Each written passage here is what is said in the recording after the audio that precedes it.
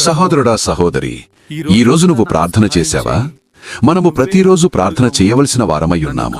ఎందుకంటే మనం పోరాడేది మనుష్యులతో కాదు, దురాత్మల సమూహముతో అని దేవుని వాక్యం సెలవిస్తూ ఉన్నది.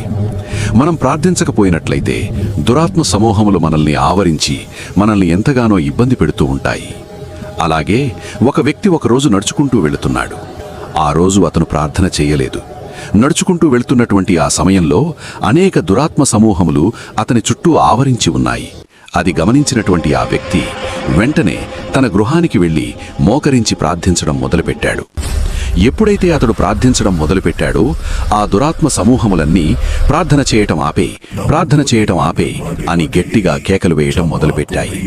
అయినప్పటికీ అతను భయపడక దేవునికి, ప్రభువా, నేను బలహీనుడను, ఇదిగో ఈ దురాత్మ చీకటి శక్తులను జయించే శక్తిని నాకు దయచేయి అని చెప్పి దేవుని వైపు చేతులెత్తి ప్రార్థించగా దేవుని శక్తి అతని ఆవరించి ఆ దురాత్మ చీకటి శక్తులన్నిటినీ పారద్రోలింది.